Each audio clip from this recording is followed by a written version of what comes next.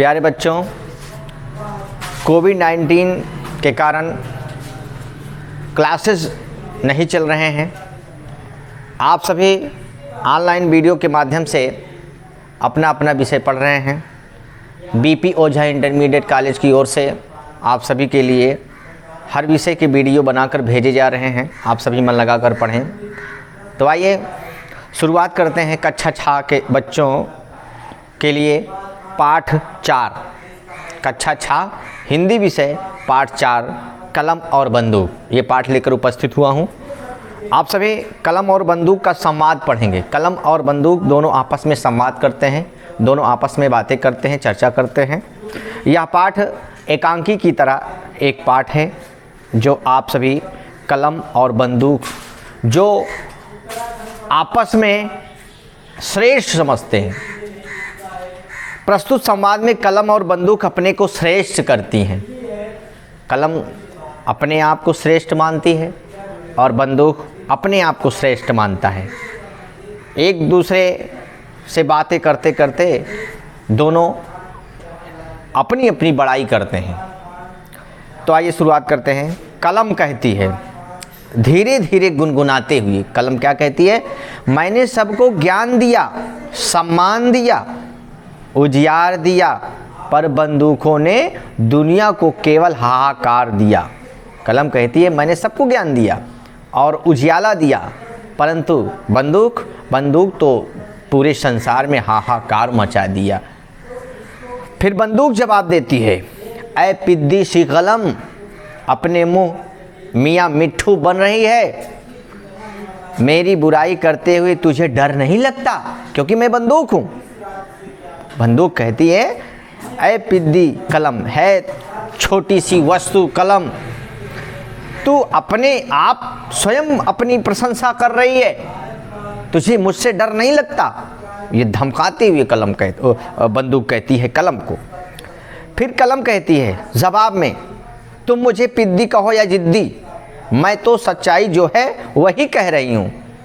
तुम मुझे कुछ भी कह लो, लेकिन जो सच्चाई है, जो हकीकत है, मैं वही बात आपसे बता रही हूँ। फिर बंदूक जवाब देती है, अगर तुम्हारा कहना सच है तो फिर झूठ क्या है? कलम कहती है, यह कहना झूठ है कि बंदूक में बड़ी शक्ति होती है। कलम कहती है बंदूक को, तुम जो ये कह रहे हो कि बंदूक में बहुत बड़ी ताकत होती है, बहुत बड़ी शक्ति होती है, ये तुम्हारा कहना गलत है। तो बंदूक हंस कर कहती है, तो क्या यह सच है कि नन्ही सी कलम में बड़ी ताकत होती है? तो क्या ये सत्य है कि छोटी सी जो कलम है इसमें सबसे बड़ी ताकत होती है? फिर कलम जवाब देती है, बेशक यह सच है, यह सच है, इसमें कोई शक नहीं है। ये हकीकत है कि कलम में बहुत बड़ी ताकत होती है। बंदूक फिर जवाब देती है अहंकार सहित, यानी घमंड से भरकर जवाब देती है, क्या? तो जाओ और आओ मुझसे भिड़ कर देख लो। बंदूक कहती है घमंड के साथ कि और अगर तुम अपने आप को ताकतवर समझती हो तो मुझसे भिड़ कर देखो। 1 मिनट में आटे दाल का भाव पता चल जाएगा। 1 मिनट में दूध का दूध और पानी का पानी हो जाएगा। समझ में आ जाएगा ताकतवर कौन है, कलम है या बंदूक। फिर कलम जवाब देती है, अरे वो अहंकार की पुतली, तुम अपने बड़े डील डॉल पर इतरा रही हो और मेरे छोटे शरीर की हंसी उड़ा रही हो। शरीर के छोटे बड़े होने से क्या होता है? असल बात तो गुणों की है। जहाँ गुण होते हैं वहीं सच्ची शक्ति होती है। कलम जवाब देती है बंदूक को कि हे बंदूक, तुम ताकतवर अपने आप को समझती हो, तुम अपने आप को मुझसे बड़ी समझती हो, लेकिन छोटे बड़े से कोई मतलब नहीं होता। जिसके पास गुण होता है वही बड़ा होता है। यहाँ तो गुण की कीमत होती है, तो वही सच्चा है, वही सच्ची शक्ति है जिसके पास गुण है। फिर बंदूक कहती है, तो मुझे अपने गुणों पर गर्व है, तुम्हारे एकाध गुण का बखान भला मैं भी तो सुनूं। तो बंदूक कहती है कि तुमको अपने गुणों पर अगर गर्व है तो मैं भी तुम्हारे गुणों का बखान सुनना चाहता हूँ। एकाध गुणों का बखान करके सुनाओ। कलम अपनी बात बताती है, अपने गुणों के बारे में बताती है। क्या? देखो, मुझसे लिखना सीख कर लोग ज्ञानी बनते हैं, उस ज्ञान से ही संसार की छोटी बड़ी चीज़ें बनती हैं। ज्ञान ना होता तो मनुष्य पशु के समान होता। वेद, पुराण, बाइबिल, गुरु ग्रंथ साहिब, रामायण, महाभारत जैसे महान ग्रंथ सब मेरे ही तो करिश्मे हैं। ना जाने कितने वर्षों से लोग इनसे अच्छी शिक्षाएं ले रहे हैं और आगे भी युगों तक ये ग्रंथ भटके लोगों को रास्ता दिखाते रहेंगे।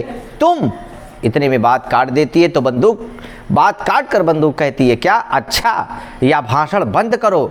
तुम नहीं जानती मोर्चे पर सिपाही के हाथ में रहकर मैं देश की रक्षा करती हूँ। थाने का सिपाही मेरे बल पर ही तो चोर डाकुओं को मार भगाता है। मैं देशों को फतह करने की ताकत रखती हूँ। मेरी सूरत देखकर अच्छे से अच्छे साहसी लोग भी होश उड़ जाते हैं। बंदूक कहती है कि मैं जो सीमा पर खड़े रहते हैं जवान, उनके हाथों में रहकर देश की सेवा करती हूँ। और बड़े बड़े चोर डाकू मुझे देखकर कांपने लगते हैं, उनके होश उड़ जाते हैं। तुम मुझको तुच्छ कह रही हो, तुम मुझे छोटी बता रही हो। तो कलम जवाब देती है, बीच में बात काट करके कहती है कलम, तुम यह बताना क्यों भूल जाती हो कि तुम डाकू के हाथ में आकर निर्दोष स्त्री पुरुषों को मौत के घाट उतार देती हो।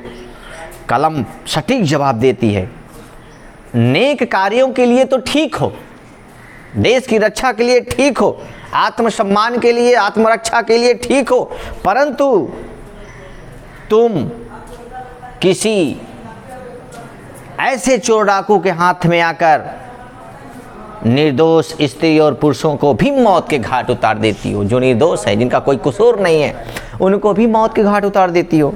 आतंकवादियों की गोद में बैठकर तुम मौत का नंगा नाच दिखाती हो।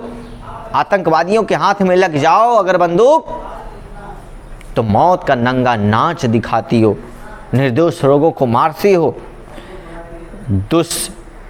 हत्यारिन अपने घिनौने कामों की सेखी बगाड़ते हुए तुम्हें शर्म नहीं आती? मुझे दुर्बल मत समझो, मेरी ताकत के सामने बड़े बड़े बलशाली आतताई भी और थरथरा उठते हैं।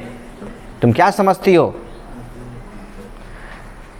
कलम जवाब देती है कि मेरे सामने बड़े से बड़े बलशाली लोग भी थर-थर कांपने लगते हैं। क्यों? बंदूक उपेक्षा करते हुए, परिहास करते हुए कहती है, अच्छा कांपने लगते हैं। कलम, और नहीं तो क्या बंदूक, तुम बड़े बड़े बलशालियों को भी कैसे कपाती हो? जरा मुझे भी तो बताओ, मैं भी सुनूं। तब बंदूक कहती है, तुम बड़े बड़े बलशाली को कैसे कपाती हो, ये मुझे बताओ। कलम जवाब देती है, शक्ति गर्वित क्रूर हत्यारे अपराधी को भी दिन में तारे दिखाई देने लगते हैं। जब उसके लिए न्यायाधीश की कलम से फांसी की सज़ा देने का आदेश लिखा जाता है, मैं चाहूँ तो अपराधी को फांसी पर लटकवा दूँ, चाहूँ तो निर्दोष को मुक्त करा दूँ। ऐ बंदूक, तुझे अपने ताकत पर जो घमंड है, शायद मेरे बारे में तुम नहीं जानती हो। यदि मैं जज के हाथ में आ जाती हूँ तो जज के एक आदेश पर अपराधी को मैं फांसी की सज़ा सुना देती हूँ और चाहूँ तो अपराधी को फांसी से बचा भी सकती हूँ। मेरे अंदर वो ताकत है। चाहूँ तो मैं अपराधी को उम्र कैद सुना सकती हूँ, मेरे अंदर वो ताकत है। फिर देखिए बंदूक कहती है, लेकिन मोर्चे पर लड़ने वाले सैनिकों के हाथों में तो मेरी ही ताकत होती है, क्या वहाँ कलम से काम चल जाएगा? कहते हैं, जो बॉर्डर पर सैनिक लड़ते हैं उनके हाथों में मैं सजती हूँ, मैं होती हूँ, वहाँ कलम क्या काम करेगी? नहीं। तो कलम जवाब देती है, बात को समझो, मैंने लिखना सिखाया, तभी ज्ञान प्राप्त करके तो इंजीनियर ने बंदूक का नमूना बनाया। मेरे ही कारण तुम भी बनी हो, क्योंकि मैंने लिख करके उनको ज्ञान सिखाया, उनको इंजीनियर बनाया, तभी इंजीनियर ने आपको बनाया, बंदूक बनाया। फिर देखिए, मैं ना होती तो हर मनुष्य अज्ञानी होता, तीर तलवार से आगे कुछ ना बन पाता। ज्ञानी मनुष्य ने ही तो बंदूक, तोप और बम बनाए हैं। इतनी मोटी बात भी तुम्हारी समझ में नहीं आती बंदूक? ये कलम जवाब देती है कि मैंने ही बड़े बड़े तोप बनाए हैं, बड़े बड़े बम बनाए हैं, जिनके बल पर देश की रक्षा होती है, देश की ताकत बनती है। तब बंदूक जवाब देती है कलम को, क्या तुम कुछ भी कहती रहो, संसार में रौब दाव तो मेरा ही है, मेरी बल पर ही राज्य चलाए जाते हैं, मेरी ताकत से ही राज्य जीते जाते हैं। संसार में सारे छोटे बड़े मुद्दों में मेरा ही बोलबाला रहा है, हर पहलू पे मैं काम आती हूँ। बंदूक कह रही है, फिर कलम जवाब देती बोलबाला हूँ। यह क्यों नहीं कहती कि तुमने युद्धों में लाखों निर्दोष लोगों का खून बहाया है, लाखों माताओं की गोद के लाल को छीने हैं, लाखों अबलाओं की मांग का सिंदूर पोंछा है। ये क्यों नहीं बताती? तू तो अपनी उपलब्धियां, अपनी अच्छाई को बता रही है, लेकिन तेरे कारण और भी गलतियां हो जाती हैं, और भी निर्दोष लोग मारे जाते हैं, इसको क्यों नहीं बताती?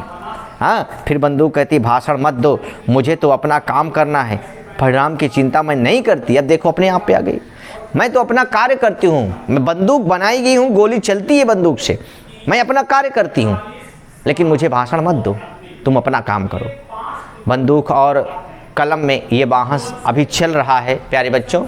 अगले दिन अगले पैराग्राफ पर आगे की कहानी आप अगले दिन पढ़ेंगे ऑनलाइन वीडियो के माध्यम से।